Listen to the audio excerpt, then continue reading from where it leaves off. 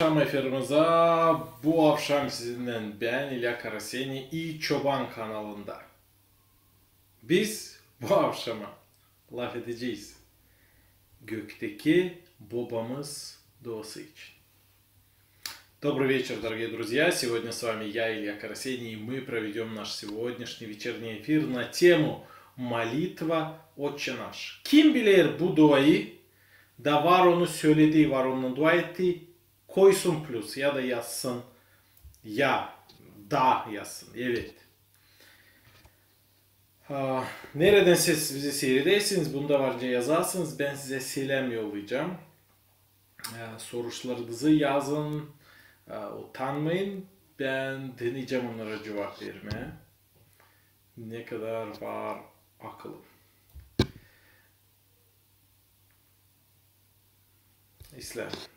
Biz bu akşam efirdayız Facebook'ta, YouTube'da, Instagram'da hem TikTok'ta. Siz var mı okuduğunuz, işittiğiniz gökteki babamız duayı? Отче наш duası.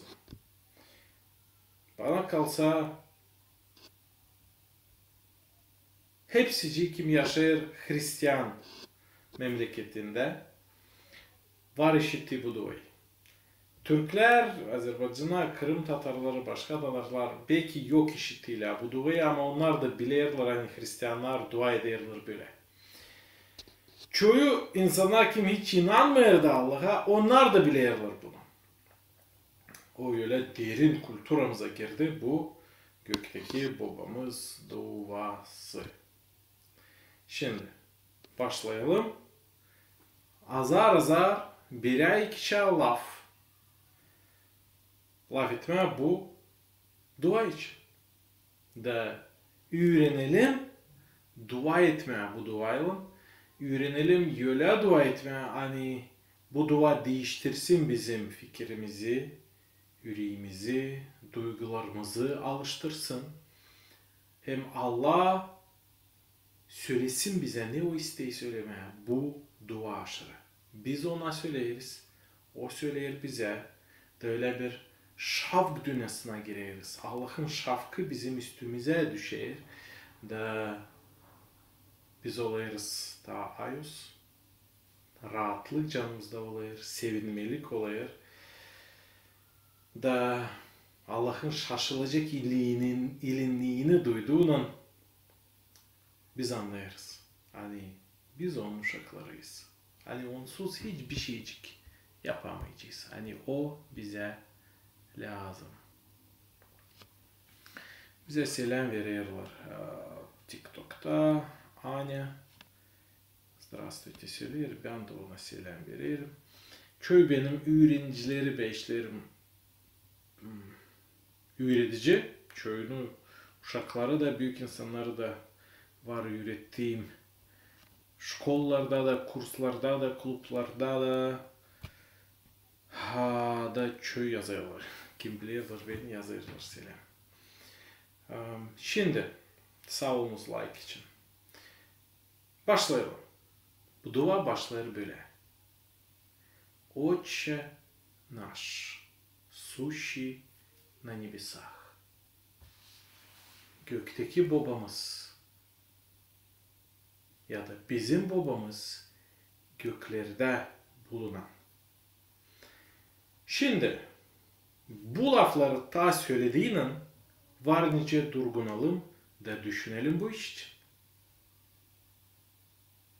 Kim dua eder böyle, o söyler hani onun var babası göklerde. Her bir insanda kim inanır Allah'a var baba. Hem değil yerdeki babası. Yerdeki babalar var iyi, var kötü. Kim nasıl iyi fikirler var ailesi için, babası için. Kimi babası severdi, kim nasıldı değil peki. Ama gökteki babamız o en iyi. O sever bizi daha çok. Bizim yerdeki anamızdan babamızdan. Gökteki babamız. Biz bu yerde yaşayarak üysüzüz. Eğer inanmarsaydık Allah'a Eğer kabul etmeyerseydik onu. Biz yüzsüzüz. Ama açan biz inanırız, pişman oluruz, geliriz ona, sarmaşırız ona, yalvarırız olsun bizim sahibimiz, çorbacımız, Allah'ımız, kurtarıcımız. O zaman biz ona varınca söyleyelim. Gökteki babam, gökteki babamız. O ne mutlu o insanlar. Kim yalnız değil. Kimde var gökteki baba. İşitir misiniz? Biz değiliz yalnız. Bizde var баба. Дорогие друзья, те, кто молится молитвой «Отче наш» сознательно, произнеся уже первую фразу этой молитвы «Отче наш, сущий на небесах», он уже признает и декларирует удивительную вещь, что у него есть Отец на небе. Земные отцы бывают добрые, бывают злые, у кого какое детство было, какая семья, насколько родители его любили. Но Небесный Отец всегда любит, Он всегда рядом, Он самый милосердный, самый добрый. Он есть любовь, Бог есть любовь.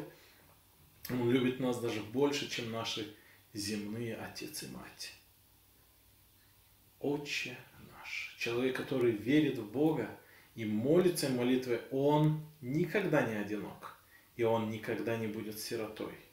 И наоборот, кто без Бога, без веры, без Его любви, тот всю жизнь будет носить в себе это глубокое одиночество, sirotstva. Sevgili dostlar, ne de olsa tutunuz aklınızda, bizde var gökteki baba. Bizde var Yüce Babani sever bizi. Hem o değil sadece yerdeki babamız. O her yerde ama o göklerde. Demek o pek kadir. O sever bizi. O hepsi insanların, hepsi padişahların, sultanların, memleketlerin üstündedir. O hepsinden kahve, hepsinden akıllı, hepsinden çok seven bizi. O bizim gökteki babamız. Allah o gökteki baba. Anlarız mı biz bunu? Kim kere insanlar düşünürler, iyi Allah o bir yukarıda birisi uzak, onun yok işi bana kadar, o bilmiyorum var mı yok mu, ne yapıyor orada. Ama halis o değil öyle. Biblia söyler, hem bu şaşılıcı güzel bir dua. O söyler, hani Allah bizim gökteki babamız. Kim inanır ona, onda var iki baba. Bir baba yerdeki baba, bir baba da gökteki baba.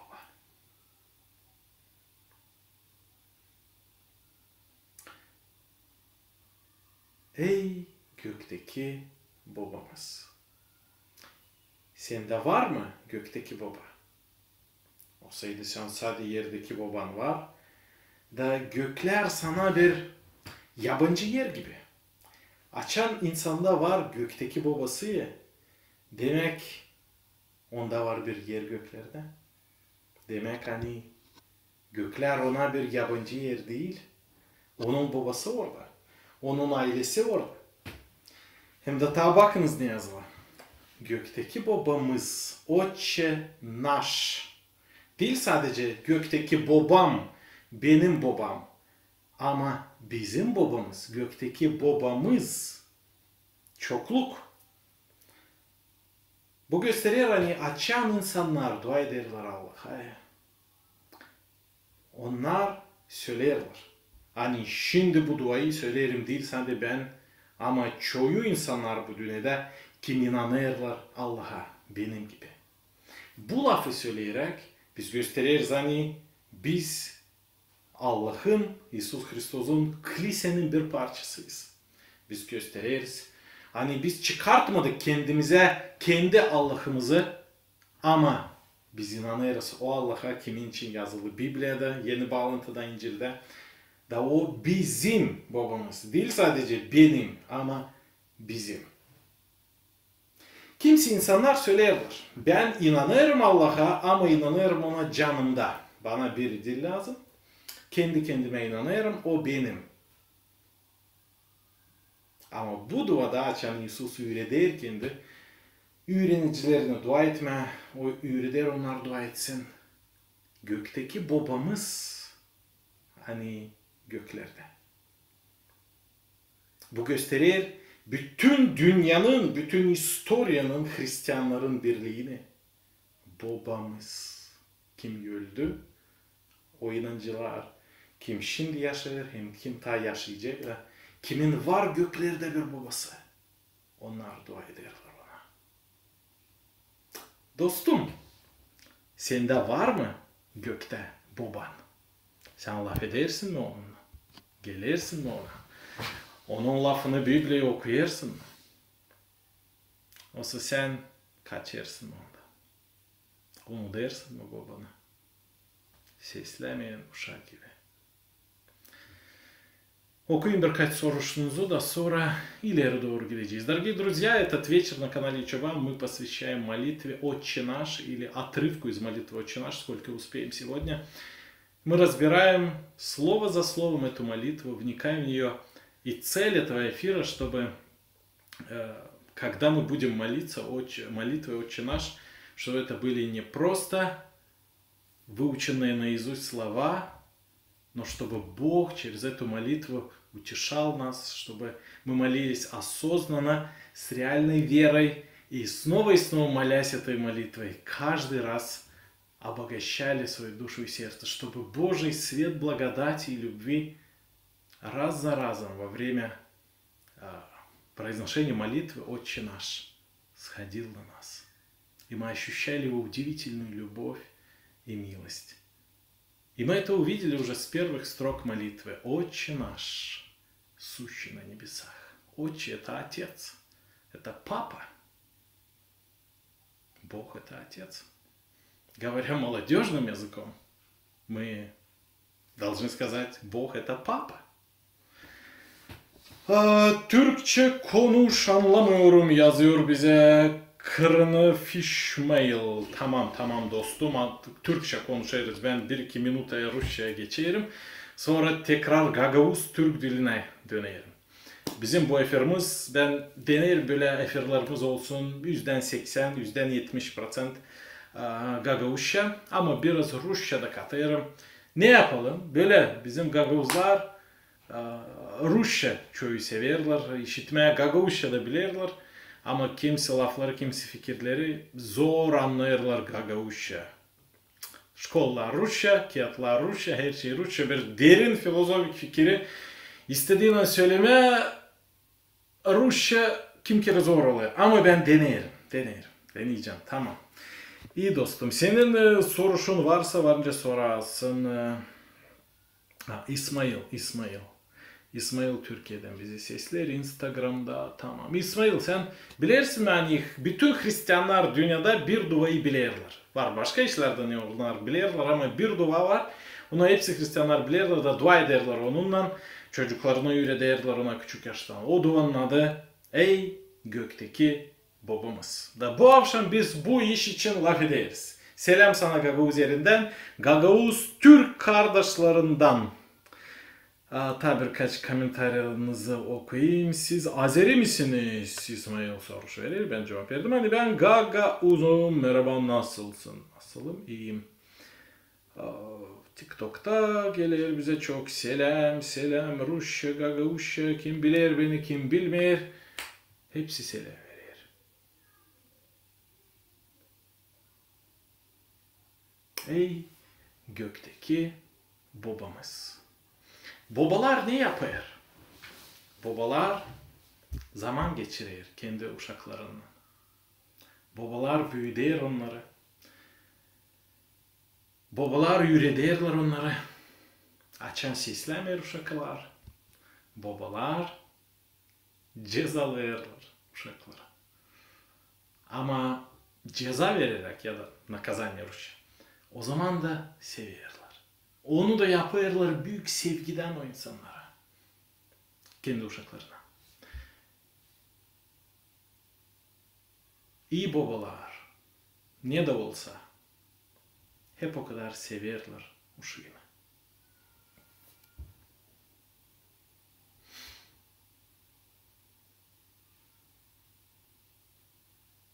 Ben açam 15, 16, 17, 18 yaşındaydım. Ben hiç seslemerdim babama. Ben pek çirkin bir uşaktım. Hiç seslemerdim. Karşı giderdim. Evden kaçardım kaç kere. Günlerce söylemerdim neredeyim ben dostlarımla bilmeyelim nerede spor yapardım, gitarda çalardım, kaçınardım, gecelerdim dostlarımda, yapardım ne isterdim. Saygı pek az göstererdim babama. Değilse çocuktum. Benim uşaklığında çok kötü bir karakterimdi. Ben düşünerdim hani ben bilirim 5 dil, ben beğenirim kağıt okuma, şkolada iyi öğrenirim, bana bir dil lazım. Ben babamdan da daha iyi bilirim bu yaşamayı, bu işleri. Pek hoduldum hem diktim. Ama benim babam hem anam hep o kadar severdiler beni. Dua ederler benim için. Affederdiler benim. Da sonra, çünkü ben oldum 22 yaşında. Da o zaman sıra geldi de ben pişman oldum. Ben istedim Allah beni affetsin. Ben ağlayarak istedim anam babam beni affetsinler. İlktim kendimi aşağı. Hoduluğum kırılmaya başladı. Allah başladı beni koyma yerime.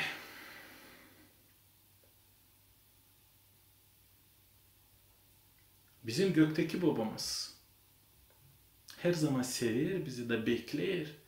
Biz gelelim ona. Çok günahlarımız da varsa biz ondan kaçarsaydık da kiliseye gelerseydik yılda bir iki kere sadece az düşünerseydik onun için o zaman da o sever bizi. O bekler, o düşünür bizim için. Seri biz onun uşaklarıyız. Biz onun yarattığıyız. O pahalı dostum, sevgili, iyi çobanı sihirden dostlar. Bilirsiniz mi siz bu gökteki babanın sevgisini? Kabul ettiniz mi siz onu?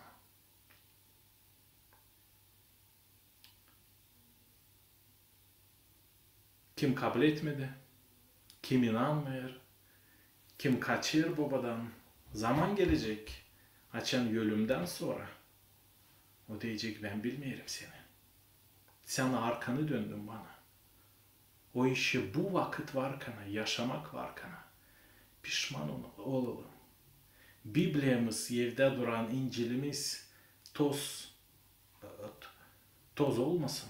Okuyalım onu. Gelelim gökteki babamıza. Okuyayım birkaç komentarı bize yazarlar. Remz yazar. Türkiye'den selamlar, sevgiler. Rems kardeşim, sana da Gagavuz yerinden, Gagavuz Türk kardeşlerinden selamlar. Çok mutluyuz ki bizim var öyle büyük kardeşlerimiz, Türkler. Onlar bizi çok severler. Türkler Gagavuzları pek severler. Biz de onları severiz. Ne güzel ki birbirimize böyle saygı var. Ben dualarımda da dua ederim Türk halkı için, Türk dostlarım için. İsterim Allah korusun onları, bereketlisin. Dua ederim İsus Hristos, İsa korusun onları. Akşam oldu yer tepiremesi, deprem Türkiye'de. Ve benim dostlarım giderdiler yardım etmeye orayı. Hatay yerlerine, başka yerlere. Kahramanmaraş. O zaman ben de pay alardım bu işlerde. Yardım ederdim.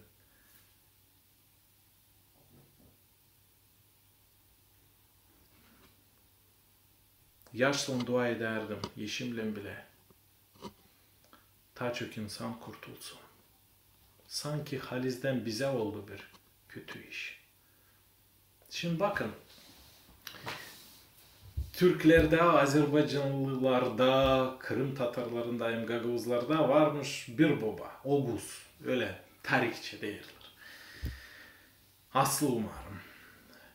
Oguz Han bu Oguzlar, bu 4 halk Oguzlar sayılırlar. Dilimiz de pek yakın. De vardı bir baba da biz ona benzeriz hepsimiz. Dilimiz benzer, karakterimiz, historianın, tarihin bir parçası hep beraberdi. Ama bütün dünyada, hepsi insanlarda bu dünyada, hepsi halklarda, onlarda da var bir baba. Değil Oguz Han. Allah.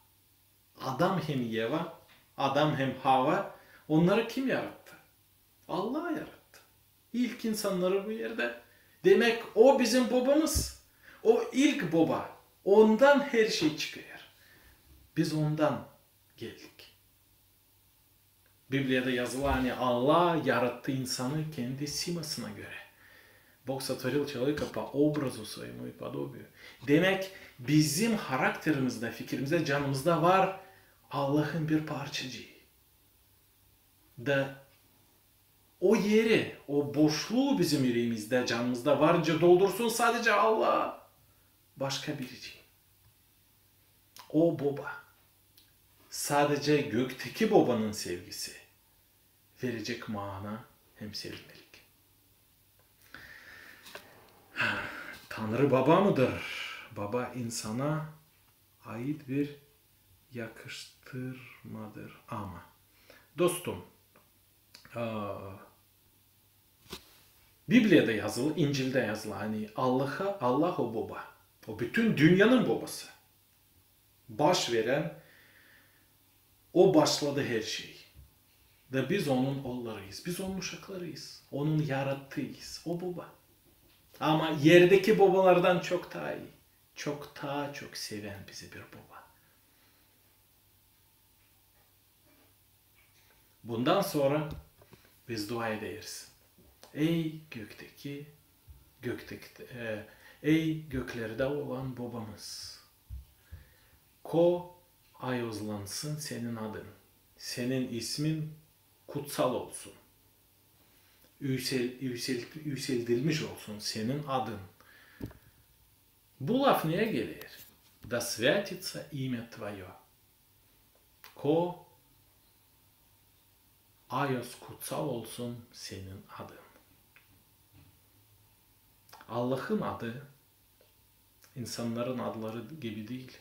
O yüksek, kutsal, o bitkisiz. Böyle dua ederek biz kaldırırız bizim gökteki babamızı bütün dünyanın hepsi insanların üstüne. Biz kaldırırız onu. Biz ona dua ederiz. Baş eğiliriz ona. Biz gösteririz hani o yüksek. Hani biz onun yönünde küçücüküz.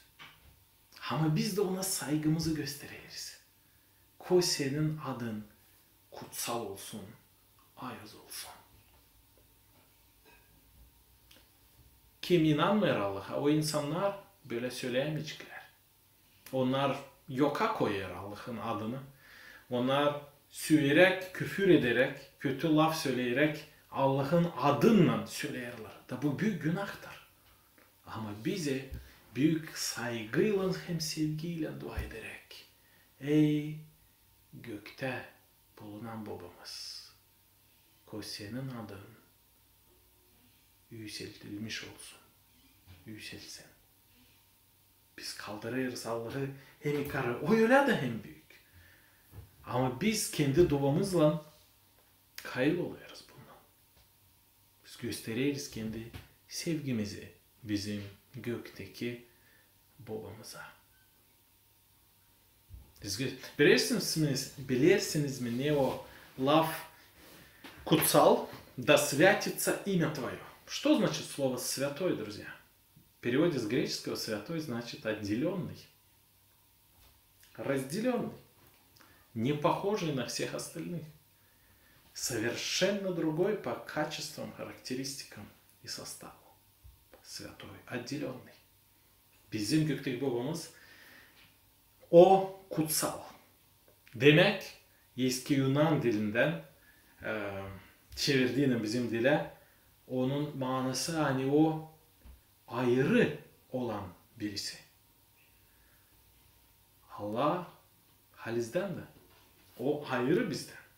O yüksek, büyük, o göklerde, o her zaman vardı, her zaman olacak hem var. O bizi yarattı. Biz doğarız, geçeriz, Allah kalır. Bu yeryüzü, bu planetamız şimdi var. Birkaç bin yıl sonra yok olur. Yok olacak. Olacak bitkisi. Bu tarihin, bu historianın. Ama gökteki baba her zaman olacak. O alfa hem o omega. Onun bitkisi yok. Yok onun başlanması da. Ve biz açıkçası söyleriz hani o kutsal. Biz söyleriz hani o adam gibi değil. Hani o bizim gibi değil. O ayrı. O yüksek. Ama hep o zaman o bizim baba. Bu kadar adam küçük, günahkar insanları o sever. Biz öyle küçüküz. Hani biz hiç yokuz gibi. Bir kumcağız gibi denizin boyundayız. Bütün bizim planetimiz. Ama o hep o kadar sever bizi. O kadar adam sevdi. Baba Allah o kadar adam sevdi bu dünyayı. Hani yolladı bu dünyaya kendi biricik oğlunu İsus Hristos'u. Hani her biri kim inanacak ona gebermesin, kaybetmesin cehenneme. Ama kabul etsin diveç yaşamayı göklerde, cennette. Bu Biblia'nın baş yeri. Evangeliya Yuhanna'nın 3. baş 16. sıra.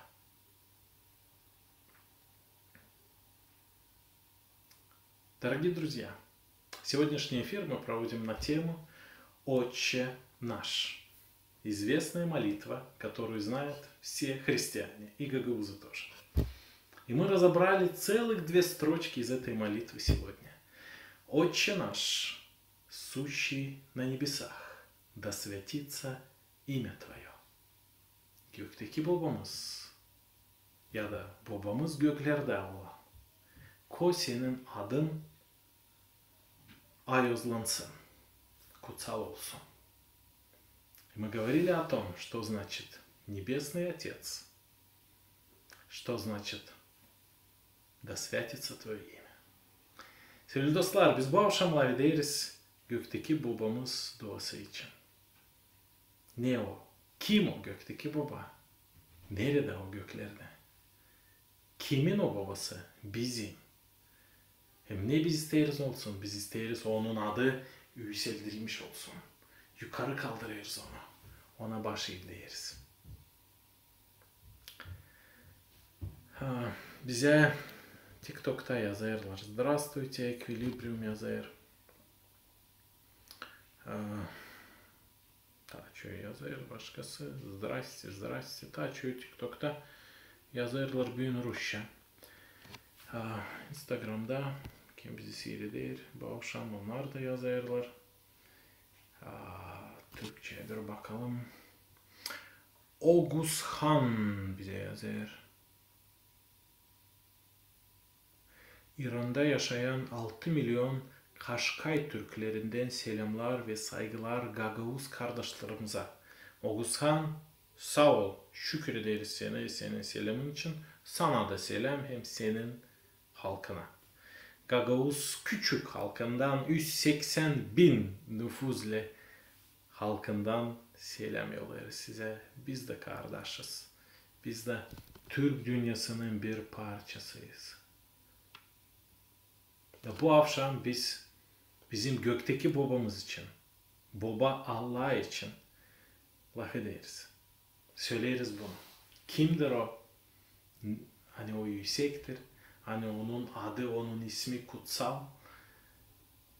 Hem biz söyleriz hani gökteki baba Allah o değil sadece benim Allah'ım ya da senin ama o bizim Allah'ımız. Demek bütün dünya onun altında.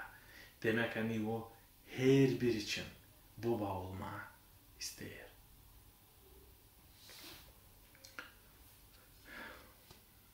TikTok'ta bize yazıyorlar. Selamun Aleyküm.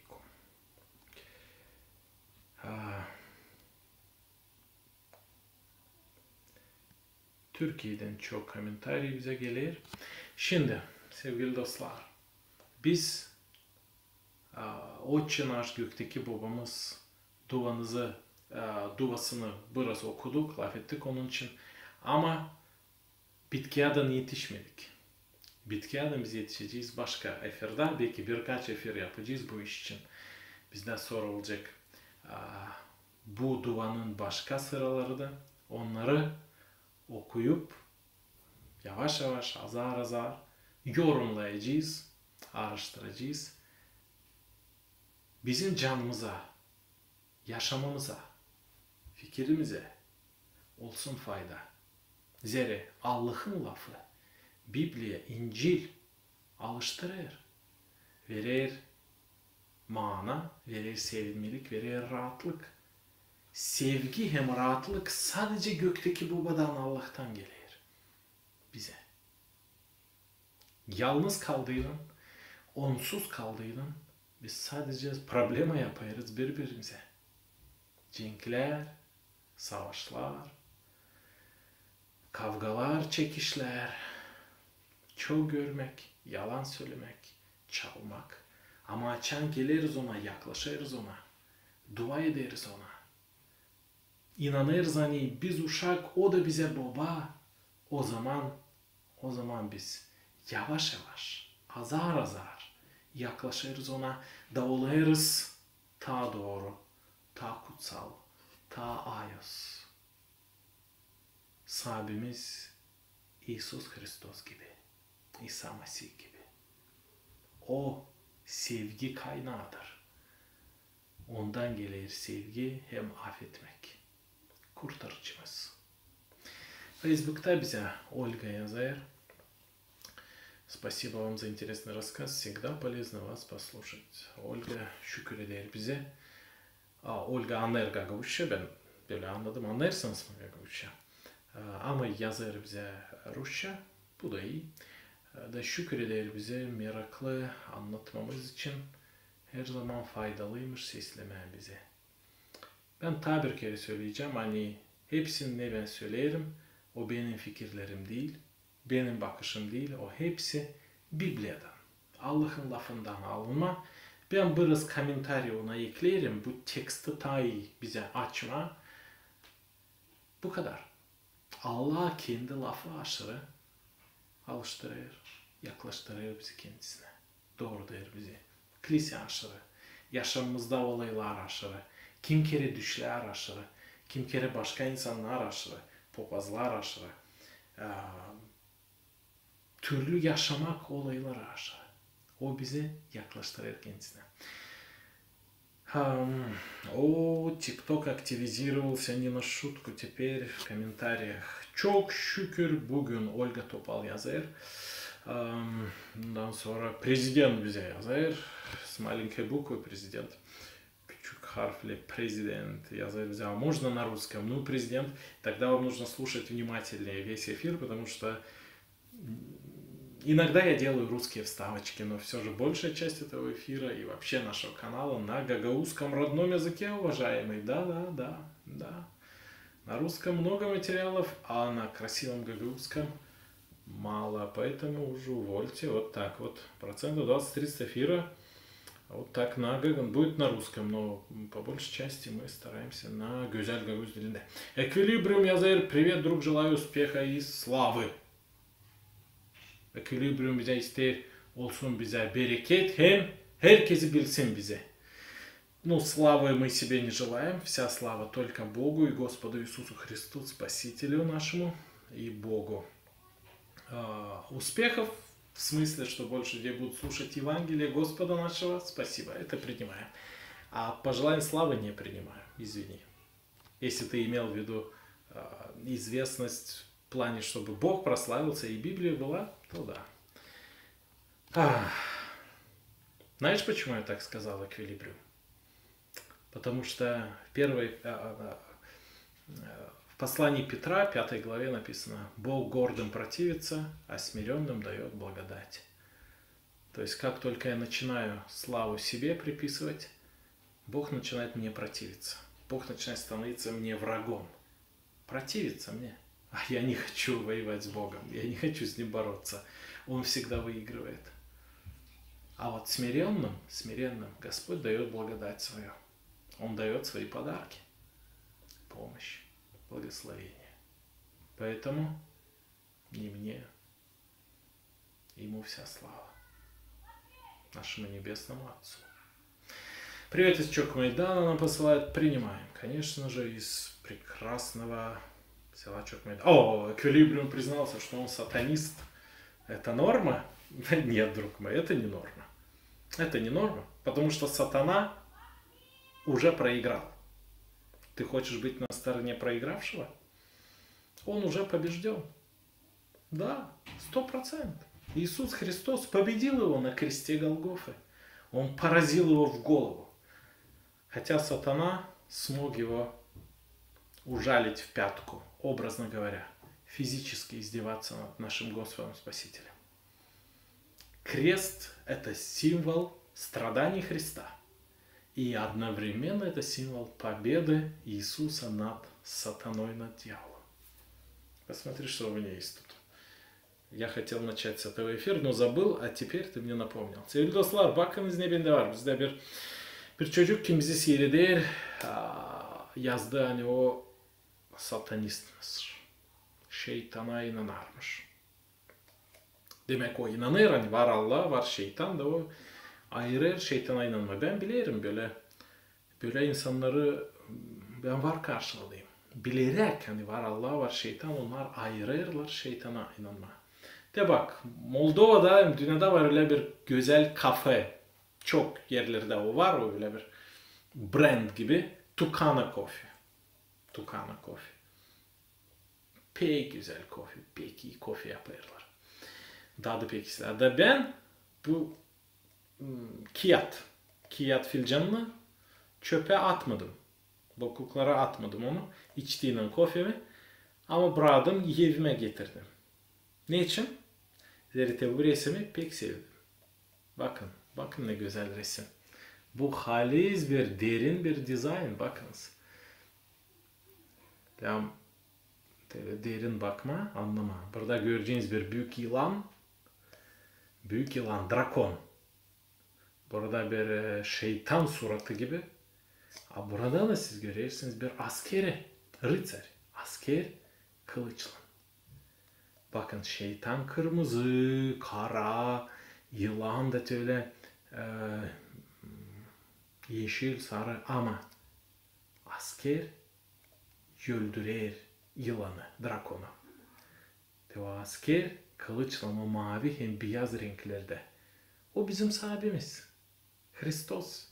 Kruça'da, Golgofa'da o öldürdü, yok etti şeytanın kuvvetini. Ve sıra gelecek açan o yok edecek onu çista cehennemde. Kapayacak onu orada dive zeyitlere.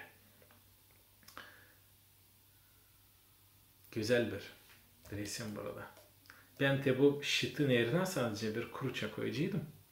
Belli olsun ta yani bu Hristiyan ya da sahibimiz kim yok odaya, kim yok eder drakonu. Böyle bir allegorik gibi historiyalın varınca daha iyi anlayalım Biblia'nın baş fikrini. Sevgili dostlar, bize bu akşam çok insan seyreder. Instagram'da da, TikTok'ta da, Facebook'ta, YouTube'da da. Sevinirim buna. Ольга bize yazar ta Facebook'tan. Это очень хорошо, что на гагаузском рассказывают. Появляется стимул учить и сохранять язык. Ага. Şimdi Olga anladı. Pek çok insanlar Gagavuzya'da, radyoda, televizyonda, sokaklarda söylerler. Lazım la etme Gagavuzca. Надо говорить по-гагаузски.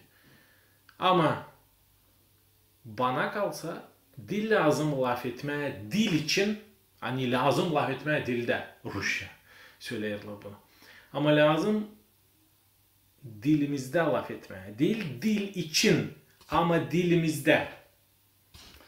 Ben İngiliz dili öğreteceğim. Artık 10 yıl öğretirim İngiliz dili. Türlü kurslarda, kendimde, online'da, ofislerde de, türlü yerlerde. Kampanyalara çeviririm türlü işler, tekstleri de hepsi. derler bana. İlya sen öyleyse İngilizce dersin. Öğretsene bize İngilizce. Nice öğrenelim söyle. Ya o zaman ben derim. Siz sormayın nice öğrenme. Söylemeyin 10 yıl oldu hep söylersiniz. İngilizce bana lazım, İngilizce bana lazım ama öğrenemeyim. Başla laf etme bu dilde. Çeket seyretmem onda. Film sesleme, müzik okuma, kıyat, yazma, düşünme, gramatika öğrenme. Yavaş yavaş bir iki insan bul kimlaydı bu dilde. Da o zaman için dolayın da olacak bu dil ise o zaman onu öğrenecek. Öyle, hep öyle gagavuz dilimizle de. Ben politikaya karışmayayım o işlere. Kim nice ne kadar kim kabıtlı bilmem. Sadece ne ben varınca yapayım ne bir küçük bir parçacık olsun benim de bizim halkımızın historiasında. Gagavuz dilinde bizim canımız için laf ederim. Kurtarıcı sahibi Hristos için. Hepsi bu işleri Biblia'da varınca görersiniz. Her bir kiliseye yaklaşın, papaza sorun. Hep bu işleri size anlatacak. Bu benim rolüm. Gagavuz dili geliştirilmesinde. Gagavuz dili geliştirmesi prosesinde. Gagavuz dili geliştirmesi prosesinde. Gagavuzlar burada var. Butik Sizo yazar bize. Tamam, изля. Эквилибриум. Ben sana cevap verdim. Эквилибриум. Ты понимаешь по-гагаузски? Ответь, пожалуйста. Это интересно, потому что я тут большую часть комментариев все-таки говорю на гагаузском, но твой комментарий очень интересный. Я обожаю искренние, честные комментарии честных людей. Внутренне честных людей, кто реально хочет знать истину. Бог близок к таким. Если человек действительно жаждет истины и не удовлетворяется полуфабрикатами информационными, второсортными, обработанными кем-то, но ищет реально глубину, настоящее, вот там оно, оригинальное, первоисточник, аутентику. Слово Божие. Да, тот найдет. Тот найдет истину. Ищите и найдете. Arayınız da bulacağınız. Yazar Allah'ın lafı. İsmail bize tekrar yazar. Gagavuzca mı daha derin konuşuyorsunuz yoksa Rusça mı? İsmail, Gagavuzya'da daha çok okullar, şkollar Rus dilinde. O üzere uşaklar küçük yaştan okuyarlar Rusça. Film seyrederler Rusça. Da ta derin fikirleri onlara Rusça tayilin. Ama Rum'un okulları da var, şkolları. Türk okulları var, şkolları. Da, gençler yavaş yavaş daha çok İngilizce bilirler, böyle dünyaya açık olayırlar, Rumunca daha çok bilir, böyle yaşamak. Yerinde durmayır. Da, yavaş yavaş değişir bu iş. Da, bu modern trendinde umudum var, hani Gagavuz dili de olacak bir trend gibi. Çünkü Gagavuz dili bizi büyük Türk dünyasıyla bağlayır. Türk dünyası 200 milyon insandan ziyade. Öyle mi? Türk dünyası. Türkiye hem başka Türkçe konuşan halklar. Bizim bu Gagavuz dilimiz açar bize yol. Bütün Türk dünyasına. O üzere daha çok dil olsun. Daha faydalı olacak. Gagavuzya'ya gelesem hiç dil problemim olmaz. Doğru. Orhan Kulaksız bize yazar. Tamam. İsmail çocuklara öğretin. Doğru İsmail söylersin. Bizim kanalımızda biz çocuklar için, uşaklar için de program yaparız. Deneriz. Ne yapalım? Ben kızlarım var. Benim 2 kızım var. Onlarla da ne zaman Gagavuzca, ne zaman Rusça, ne zaman İngilizce, ne zaman nice laf ederim.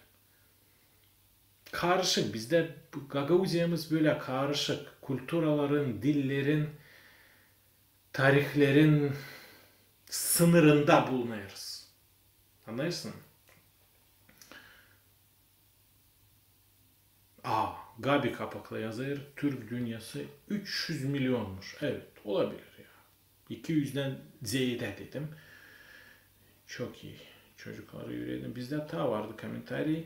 Gagavuz dili çok önemli. İsmail Özel sağ ol sağ ol. Ben şaşırırım. Hem de sevinirim. Buna bizim Türk dostlarımız, Türk kardeşlerimiz bizden daha çok isterler biz Gagavuz dilini koruyalım. Ne güzel ya. Ne güzel. Biz kendimiz bu kadar çalışmıyoruz. Kimliğimizi, kendi orijinal kültürümüzü koruyalım. Ne kadar Türk halkımız çalışır bu iş için. Ne güzel ya, ne güzel. Sağ olun, sağ olun. Yaşlanıyorum düşünerek bu iş için. Beş alma çok güzel. Ya Raşe tam yaşadım. Anlamıyorum. Olga Topal. Beş alma çok güzel. Beş alma selam. Of. Bakalım daha komentari ne var. İstanbul'dan tüm Gagavuzlara selam olsun. Sağ ol. Orhan Bey. İstanbul'a da Gagavuz yerinden selamlar yollayırız. Sevgilerimizle ve saygılarımızla ve minnetlerimizle. Да, гагаузы. Кто не понял эти слова, учите турецкий или поезжайте на месяц в Турцию, и вы обогатите ваш турецкий, будете уже говорить как настоящий турок. Это очень-очень полезно и интересно. Ben Orhan Bey, ben şimdi Rusça söyledim Gagavuzlara, kim pek iyi anlamıyor Gagavuz dilini ama daha çok daha çok Rusça konuşur. Öğrensinler Gagavuz Türk dilini. Türkiye'ye de gitsinler, birkaç ay orada durup halizden geliştirirler kendi dilini. Kalın sağlıcıyla. Efirimizi başarıyoruz. Size sağlık hem bereket. Allah yollasın. Korusun sizi. Kalın sağlıcıyla. Bir iki günden sonra gene efire çıkacağız.